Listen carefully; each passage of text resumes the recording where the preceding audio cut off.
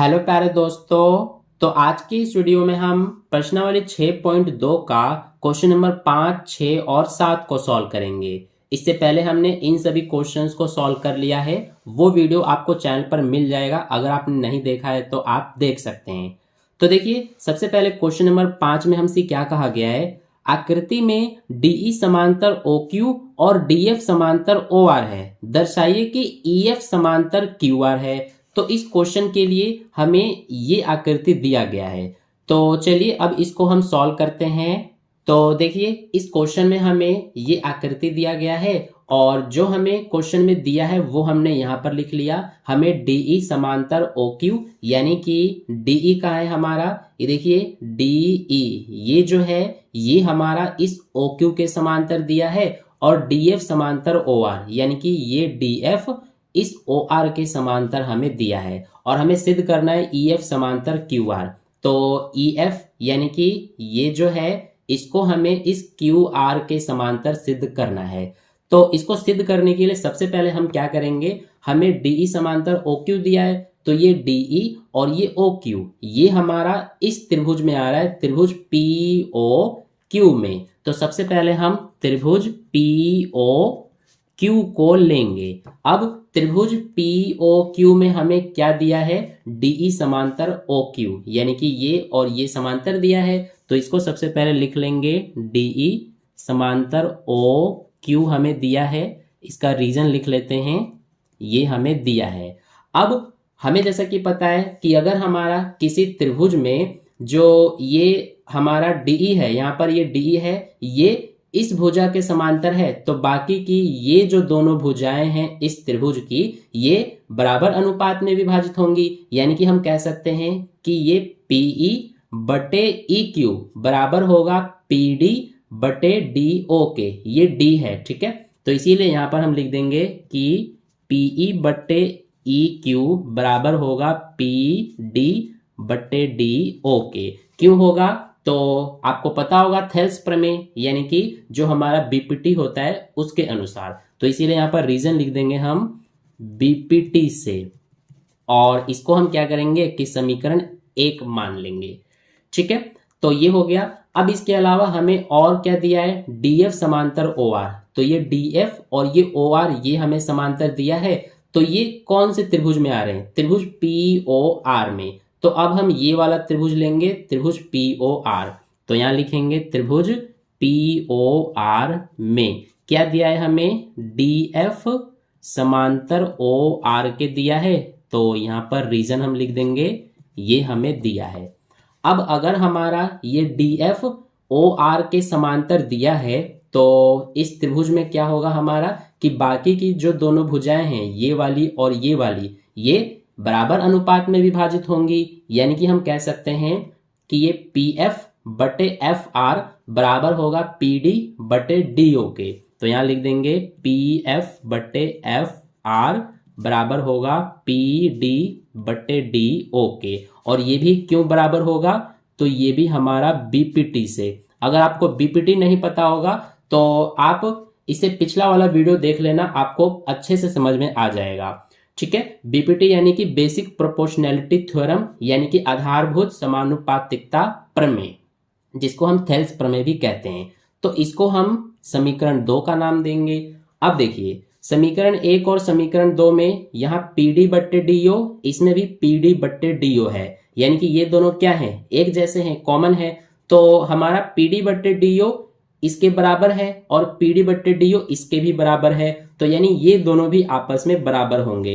तो हम क्या कर सकते हैं, आगे यहां पर लिख सकते हैं कि समीकरण 1 व 2 से क्या होगा हमारा कि जो ये PE बटे EQ ये जो है ये बराबर होगा इसके PF बटे FR के। तो देखिए यहां पर PE बटे EQ यानी कि PE बटे EQ ये किसके बराबर है, PF बटे FR के। तो PF बटे FR के। तो इसीलिए अब हमारा इसमें क्या होगा कि जो हमारा दूसरा 6.2 प्रमेय है, यानी कि जो थेल्स प्रमेय है, उसका विलोम तो थेल्स प्रमेय का विलोम क्या कहता है कि अगर किसी त्रिभुज में जो एक रेखा है वो अगर दो भुजाओं को एक ही अनुपात में विभाजित कर रही हो तो ये रेखा तीसरी भुजा के समांतर होती है। तो देखिए ये जो हमारी EF है ये क्या है, EF की वजह से ये PE बट्टे AQ बराबर हो रहा है PF बट्टे FR के। तो यानी कि जो ये EF है ना ये हमारा इस तीसरी भुजा QR के समांतर होगा। तो इसीलिए यहां पर हम आगे लिख सकते हैं कि अतः जो EF है ये हमारा समांतर होगा QR के। इसका रीजन हम लिख देंगे BPT के विलोम से। ठीक है, तो इस तरह से ये जो है हमारा क्वेश्चन ये सॉल्व हो गया, हमने यहां पर सिद्ध कर दिया। देखिए हमें यही सिद्ध करना था EF समांतर QR, तो ये हमारा आ गया EF समांतर QR। तो इस तरह से क्वेश्चन नंबर 5 का सॉल्यूशन कंप्लीट हो गया। अब चलिए क्वेश्चन नंबर 6 को करते हैं। तो देखिए क्वेश्चन नंबर 6 में बोला है कि आकृति में क्रमशः OP, OQ और OR पर स्थित बिंदु A, B और C इस प्रकार है कि AB समांतर PQ और AC समांतर PR है। दर्शाइए कि BC समांतर QR है। तो इस क्वेश्चन के लिए हमें ये आकृति दिया हुआ है। तो चलिए अब इसको भी हम सॉल्व करते हैं। तो देखिए इस क्वेश्चन के लिए हमें ये आकृति दिया गया है। हमसे बोला है कि इसमें हमारा क्या है कि जो ये OP, OQ और ये OR जो आपको दिखाई दे रहा है इस पर OP पर बिंदु A और OQ पर बिंदु B और OR पर बिंदु C हमारा स्थित है। ये A, ये B और ये C। तो आगे हमें इसमें दिया गया है कि जो ये AB है ये हमारा इस PQ के समांतर है। ये देखिए AB और PQ ये हमें समांतर दिया है। इसके अलावा जो ये AC है ये इस PR के समांतर है, ये आप देख सकते हैं, ये भी हमको दिया हुआ है। तो हमें सिद्ध करना है कि जो ये BC है ये इस QR के समांतर है, ये हमें सिद्ध करना है, ये आप देख सकते हैं। तो जो दिया है और जो सिद्ध करना है वो हमने लिख लिया। अब देखिए सिद्ध कैसे करेंगे। तो हमें सबसे पहले AB समांतर PQ दिया है, यानी कि ये AB और ये PQ ये हमें समांतर दिया है। तो ये दोनों कौन से त्रिभुज में आ रहे हैं, देखिए इसको मैं दूसरे पेन से यहां पर मार्क कर रहा हूं। तो ये वाला इस त्रिभुज में हमारा आ रहा है। तो इस त्रिभुज को सबसे पहले हम लेंगे, यानी कि त्रिभुज POQ को। तो इसीलिए हम यहां पर सबसे पहले लिखेंगे त्रिभुज POQ में। तो इस त्रिभुज में हमें AB समांतर PQ ये दिया है, तो इसी को सबसे पहले हमने यहाँ पर लिख दिया। अब अगर हमारा ये AB और ये PQ समांतर है तो क्या होगा कि जो हमारा इस त्रिभुज में ये जो हमारा AB है ये इस PQ भुजा के समांतर है, तो बाकी की ये वाली भुजा और ये वाली भुजा एक ही अनुपात में विभाजित होंगी। यानी कि हम कह सकते हैं कि जो हमारा ये OB है यानी कि OB बटे BQ ये बराबर होगा OA बटे AP के। तो इसीलिए हम यहाँ लिखेंगे अब कि OB बटे BQ बराबर होगा OA बटे AP के। और रीजन क्या लिखेंगे हम, ये हमारा BPT से होगा। ठीक है, और इसको हम एक का नाम देंगे। अब इसी तरह से आगे हमें क्या दिया है, AC समांतर PR, यानी ये AC और ये PR ये हमको समांतर दिया है। तो ये दोनों हमारे देखिए कौन से त्रिभुज में आ रहे हैं, त्रिभुज POR में। इसको मैंने दूसरे पेन से मार्क कर दिया, ये आप देख सकते हैं ताकि आपको क्लियर विजिबल हो। तो इस त्रिभुज को अब हम लेंगे त्रिभुज POR को। तो इसीलिए अब हम यहाँ पर लिखेंगे त्रिभुज POR में। तो इसमें हमें AC समांतर PR दिया है, तो यहाँ पर हम लिख लेंगे ब्रैकेट में ये हमें दिया है। तो अगर AC और PR समांतर है यानी ये और ये समांतर है तो इस त्रिभुज में ये AC जो है वो इस भुजा PR के समांतर है। तो बाकी की दोनों भुजाएं यानी कि ये और ये दोनों एक ही अनुपात में विभाजित होंगी, यानी कि दोनों का अनुपात बराबर होगा। तो हम लिख सकते हैं कि ये OC बटे CR बराबर होगा OA बटे AP के। तो यहाँ लिखेंगे OC बटे CR बराबर होगा OA बटे AP के। और इसका रीजन क्या लिखेंगे हम, ये भी हमारा बीपीटी से। ठीक है, बीपीटी की जगह पे आप थेल्स प्रमेय भी लिख सकते हैं। तो इसको हम समीकरण 2 का नाम देंगे। अब देखिए समीकरण 1 और समीकरण 2, इसमें भी ओ ए बट्टे ए पी, इसमें भी ओ ए बट्टे ए पी। तो ये हमारा ओ ए बट्टे ए पी ओ बी बट्टे बी क्यू के बराबर है, तो इसमें ओ ए बट्टे ए पी ओ सी बट्टे सी आर के बराबर है। तो इसीलिए ये दोनों हमारे एक जैसे हैं, तो ये भी आपस में बराबर होंगे। यानी कि हम लिख सकते हैं कि समीकरण 1 व 2 से क्या होगा, ये हमारा जो है ओ बी बट्टे बी क्यू ये बराबर होगा इसके ओ सी बट्टे सी आर के। तो ये हमारा बराबर हो गया।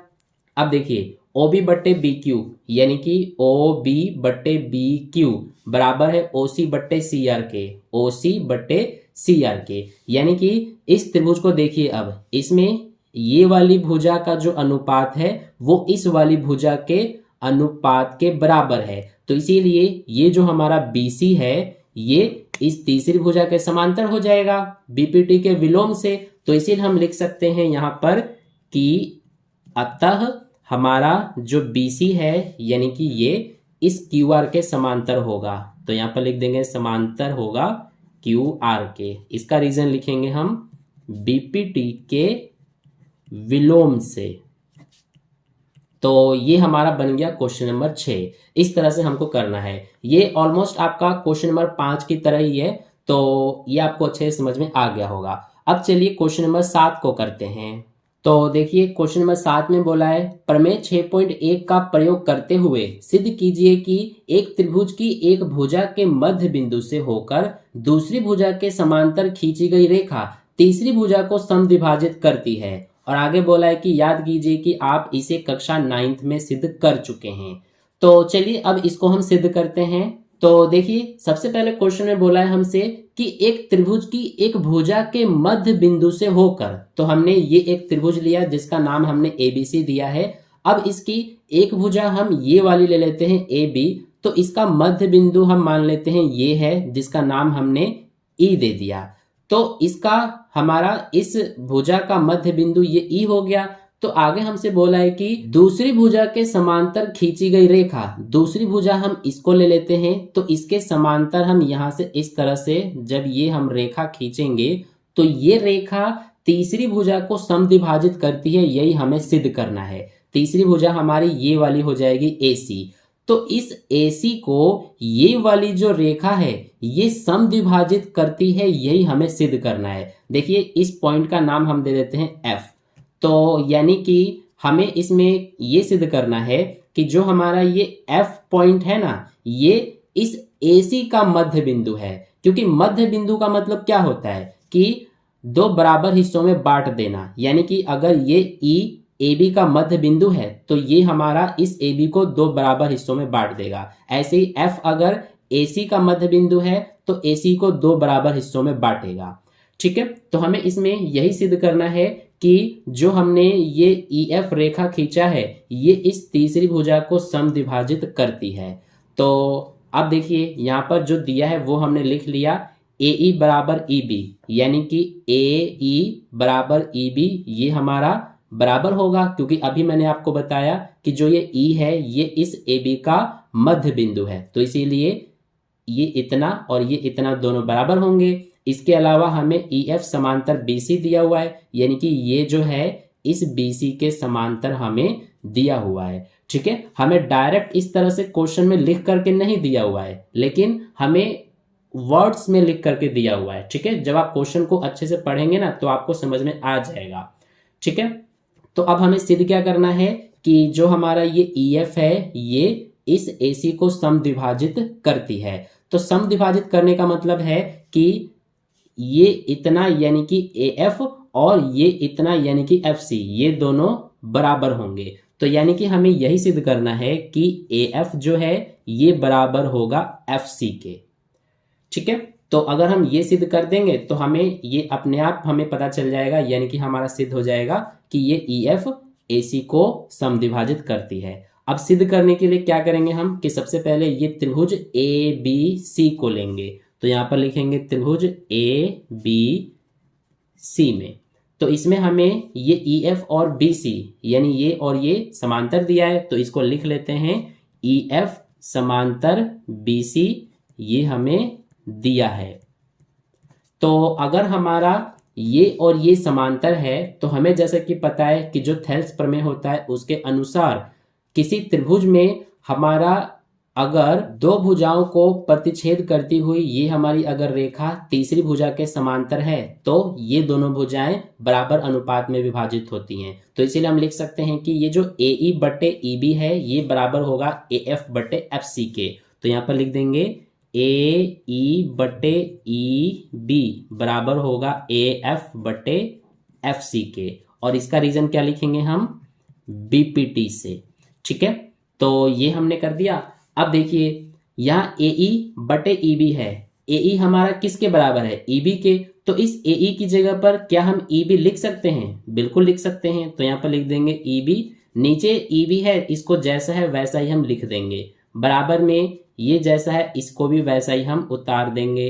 अब देखिए ये हमने क्यों लिखा है, इसका सबसे पहले यहाँ पर हम रीजन लिख देते हैं, क्योंकि AE बराबर EB ये हमें दिया है, यहाँ पर आप देख सकते हैं। अब ये EB से EB कट जाएगा तो एक बचेगा सिर्फ। अब ये हमारा इधर एक, अब इस FC को इधर लेके जाएंगे तो एक के साथ ये FC का गुणा होके FC आएगा, इधर हमारा क्या है AF। तो देखिए यही चीज हमें सिद्ध करना था, AF बराबर FC, यहाँ पर AF बराबर FC, ये हमारा बस AF इसमें पहले है इसमें बाद में है, तो इसको हम ऐसे भी लिख सकते हैं AF बराबर FC, या फिर यहीं पे भी आप छोड़ सकते हैं। तो ये हमारा हो गया प्रूव्ड, इस तरह से हमने लिख दिया हैंस प्रूव्ड। तो ये हमारा क्वेश्चन नंबर 7 भी कंप्लीट हो गया। अब इसके बाद क्वेश्चन नंबर 8 और उसके आगे के क्वेश्चंस को नेक्स्ट वीडियो में करेंगे।